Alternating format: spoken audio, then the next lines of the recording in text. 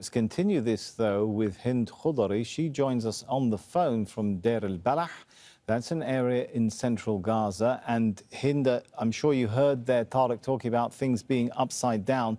Tell us about particularly the struggle for food, something that residents in Deir el-Balah are facing, including people like you. Talk us through what you had to do today just to find something to eat. Sami, after Gaza was divided into three areas, the southern, the central, and the northern areas, there has been no food anywhere. Like, since the beginning of this war, you would find like a couple of cheese, a couple of rice. You could find like stuff. It's not like as normal, but you could like drive and like search for a couple of hours, and then you'd find something. Today, we were striving since the hours in the morning to just find anything to eat. And unfortunately, we were not able to find any. Our colleague's mom had a little bit of flour, and it was the only thing she can do, where she made us a little bit of bread. There's no fuel and gas, so she had to like lit up a fire in the garden and like start doing it with her own hands. We had to help her, but at the end of the day, we don't have anything to eat with the bread. And this is not only us; we're hundreds of thousands of people in the Gaza Strip right now, not only in the center area, but north and in the south, that are not able to bring meals for their children. I met more than people today when we were walking around and searching for food. People are like, we won't feed our children today. We don't have anything to. We have been searching the supermarkets, searching, knocking on people's doors, asking them for anything for their children, and they did not find anything. And it's very catastrophic that everyone in the Gaza Strip is witnessing this.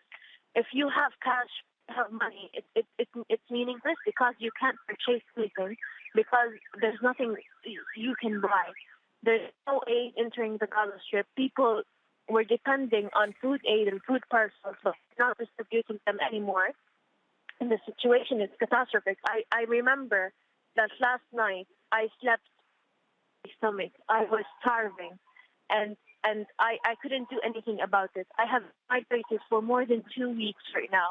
I only use a couple of sips of water per day because I want to go to the bathroom, and I have no access to the bathroom because there's no water.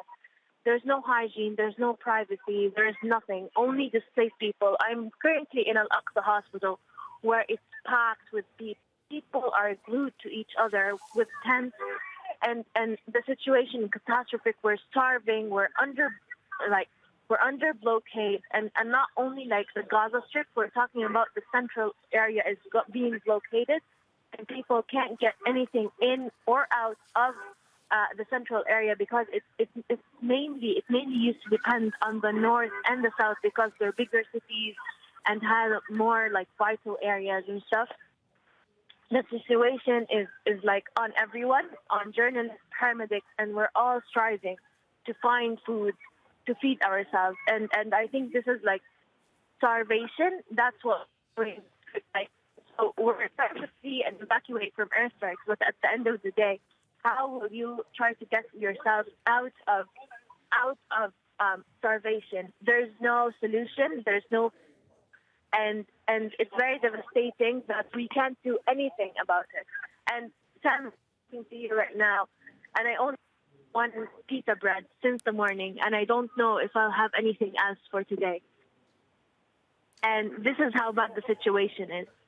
Hind, we do hope that you, as well as other civilians, will find the supplies they need to survive. Thank you so much for that update.